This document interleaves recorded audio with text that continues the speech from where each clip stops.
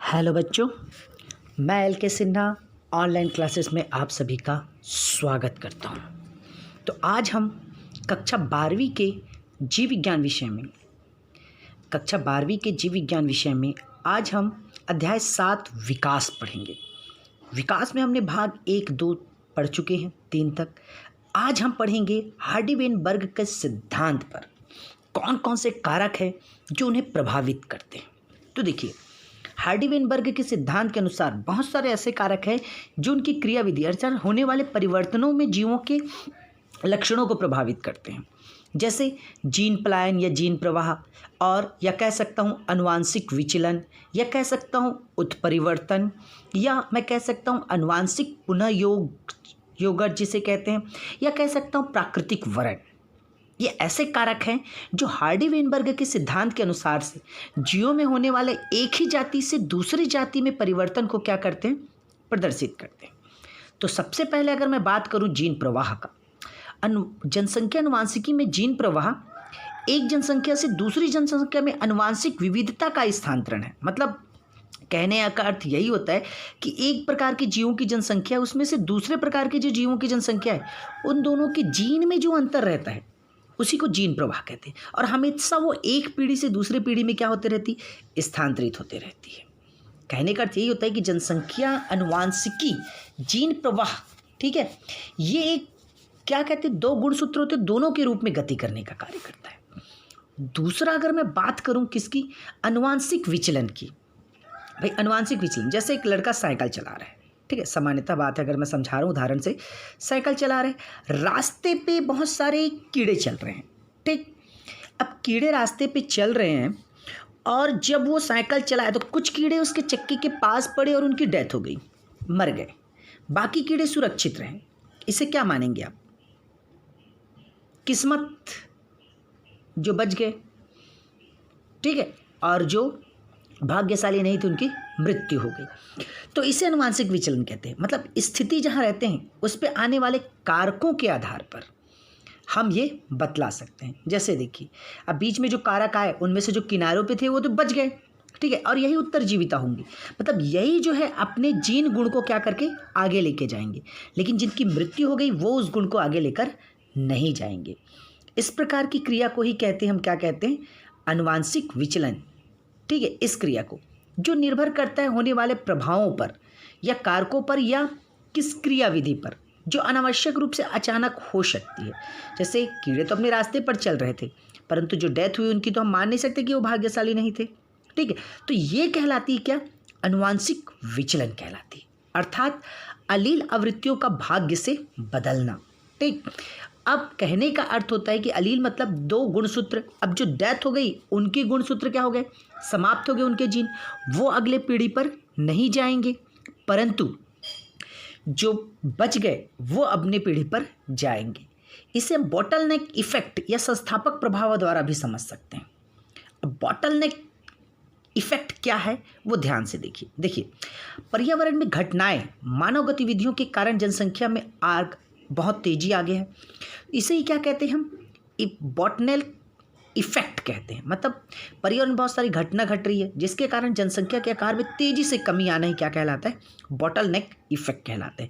मतलब जिसकी संख्या बढ़ रही है और जिसकी संख्या घट रही है वो घट ही रही है। देखिए, इसके एक एग्जाम्पल बॉटलनेक है तो बॉटल के द्वारा समझ सकते हैं। जैसे देखिए, अब इस बॉटल में बहुत सारी टॉफ़ियाँ रखी हुई है, ठीक है। इस टॉफ़ियों को मैं क्या करूँगा, बॉटल को पलट के गिराने की कोशिश करूँगा। जैसे मैं बॉटल को पलट कर गिराने की कोशिश करता हूँ, उसमें से पूरे चॉकलेट बाहर नहीं आते, बल्कि कुछ चॉकलेट के भाग है वो नीचे आ जाते हैं, ठीक है। लेकिन देखिए, सभी कलर नीचे आए क्या, नहीं, कुछ कलर ऐसे हैं जो अंदर ही रह गए हैं। वो 2 जो सामने दिख रहे हैं आप लोगों को, वो 2 कलर तो बाहर निकले ही नहीं। मतलब कहने का अर्थ यही होता है कि कुछ गुण जो एलील रहते हैं वो अंदर ही रह जाते, उनके गुण दिखाई ही नहीं देते, वो सिर्फ एक पीढ़ी से दूसरी पीढ़ी पर क्या होते रहते हैं, स्थानांतरित होते रहते हैं। और जो सामने रहते हैं वही दिखाई देते हैं, लेकिन जो अंदर रहते हैं वो दिखाई नहीं देते, ठीक है। जैसे कि देखो, एक जंगल है और एक जंगल में एक किनारे पे आग लगी, ठीक है, लेकिन 2 पेड़ उससे बच गए, क्यों, और उसमें रहने वाले जीव भी बच जाएंगे, क्यों, क्योंकि वो दोनों उनसे अलग थे। वो दोनों उससे क्या थे, अलग थे। अगर उन दोनों से जुड़े होते बाकी लोगों से तो क्या होता, बाकी पौधों से, वो भी जल जाते और नष्ट हो जाते, परंतु वो अलग होने के कारण क्या रह गए, जीवित रह गए। और यही जो पीढ़ी है, जो एलील है उनके, वही एक पीढ़ी से दूसरे पीढ़ी पे क्या करेंगे, स्थानांतरित करेंगे और वही विकसित होंगे। लेकिन जो पहले जो थे वो क्या हो जाएंगे, वो पूर्णतः नष्ट हो गए। तो ये किस पर डिपेंडेंट था, ये तो कारक पर डिपेंडेंट था ना, कि जो क्रिया हुई उस समय वो कहाँ उपस्थित था। ये एक भाग्य मान सकते हैं, ये बॉटनल स्टेप में कहा गया। लेकिन अब संस्थापक प्रवाह की बात करूं, देखिए संस्थापक प्रवाह मतलब समझ सकते हो आप, एक जगह से दूसरी जगह पर जाने की क्रिया, वो संस्थापक प्रवाह कहलाता है। जैसे अक्सर हम देखते हैं सीड, जो बीज है वो ऐसे उड़ते हुए, हम अक्सर देखते हैं उड़ते हुए पाया जाता है, और वो हमेशा एक स्थान से दूसरे स्थान पर उड़ते हुए जाए। अगर वो उड़ते उड़ते किसी दूसरे स्थान पर जाएगा और वो विकसित होगा, तो जरूरी नहीं जो पहले था वैसी प्रकार की वो कॉलोनी बनाएगा, वो एक भिन्न प्रकार की कॉलोनी भी बना सकता है और वो अपना एक गुण प्रदर्शित करेगा। और जो पहले जहाँ पर था उसी प्रकार से सेम दिखे, उसी के समान, ये भी संभव नहीं है। उनके बीज समान थे, परंतु उनकी जो कॉलोनी बनाने के गुण थे या फूलों की संरचना है, वो सब पूर्णतः क्या हो जाएगी, परिवर्तित हो जाएगी। मतलब अलग जगह जाने से उनके मूल में क्या हो जाता है, कुछ दूरी में नए संस्थापक आ जाते हैं। इसी को क्या कहते हैं, इसी को संस्थापक प्रवाह कहते हैं।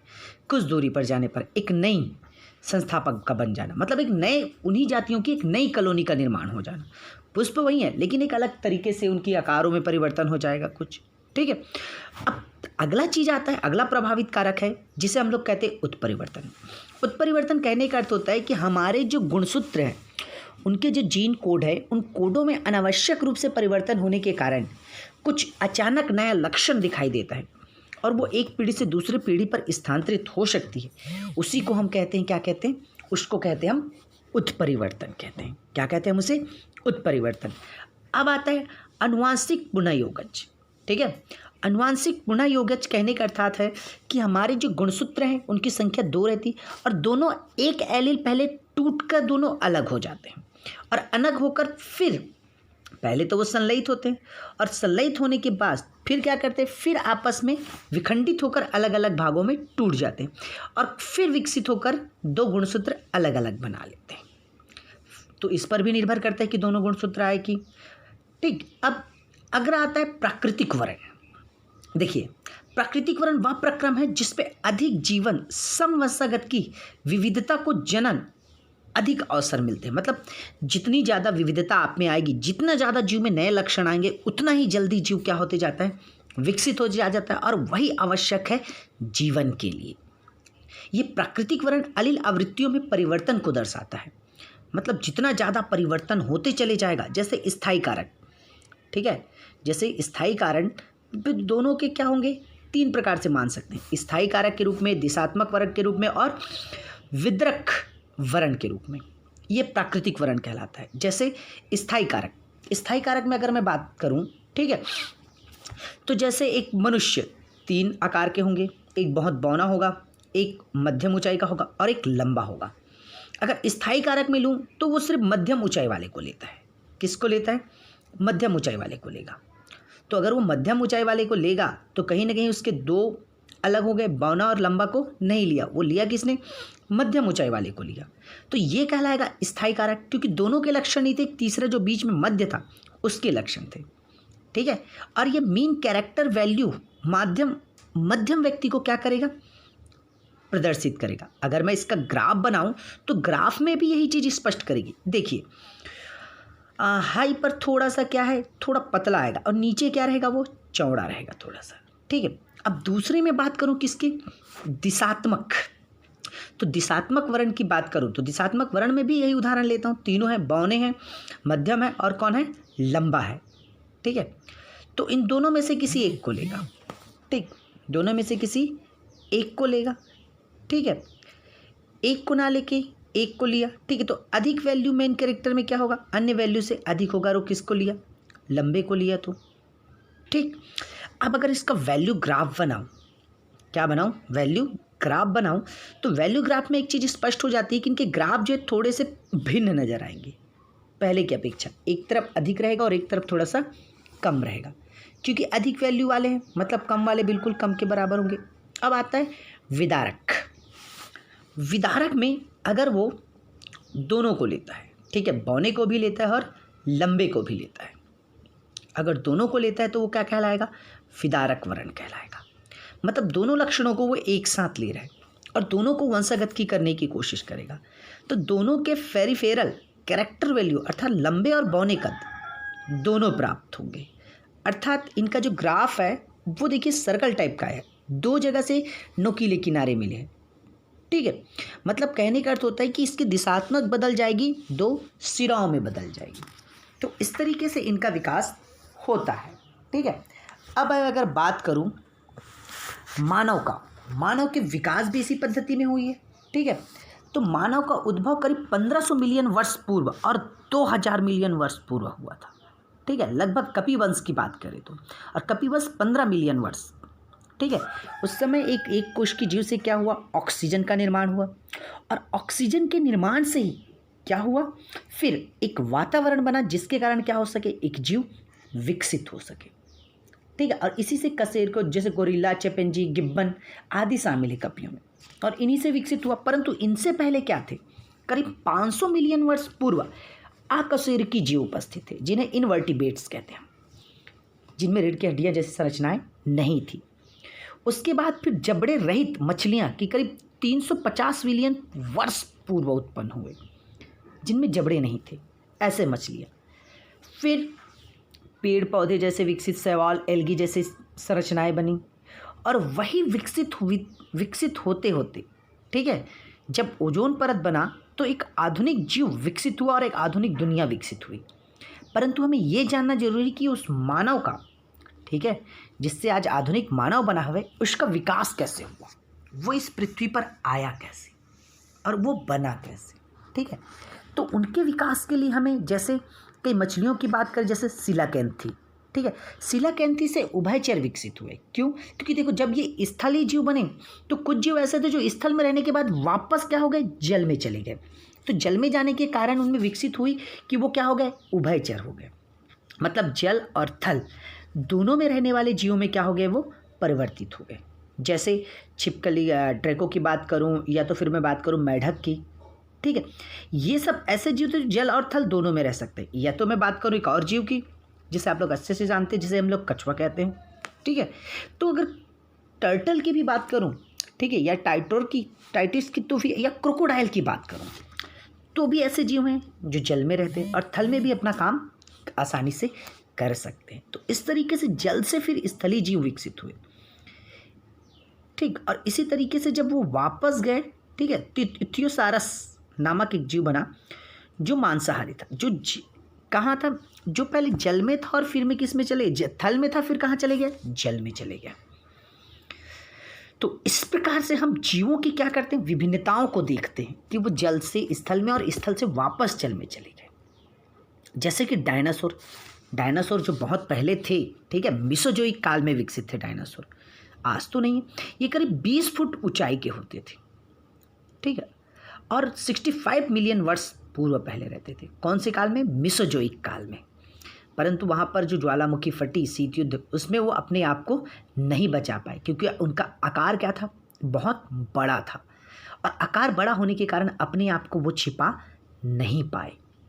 परंतु उस जंगल में कुछ ऐसे भी जीव थे, ठीक है, जिसे स्तनधारी प्राणी श्रू जिसे कहते हैं, ठीक है, चूहा जैसे, वो स्तनधारी जीव उस समय आकार छोटा होने के कारण अपने आप को कहीं सुरंग पर रखकर सुरक्षित रख लिया। अर्थात कहने का अर्थ यही होता है कि उससे फिर जीव विकसित हुआ और वही मनुष्य आज पूर्णतः एक आधुनिक मानव में परिवर्तित हो चुका है। अर्थात मैं बात करूं अब किसकी, मानव उद्विकास की, कि मानव पहले कैसे बने। हम ये जानते हैं कि कपिवंश की शुरुआत का 1500 मिलियन वर्ष पूर्व हुई थी, और उसी से गिब्बन, गिरोला और चिंपैंजी बना, और उसी से धीरे धीरे क्या हुआ, कशेरुकी जीव बने जो आधुनिक मानव में परिवर्तित हुए।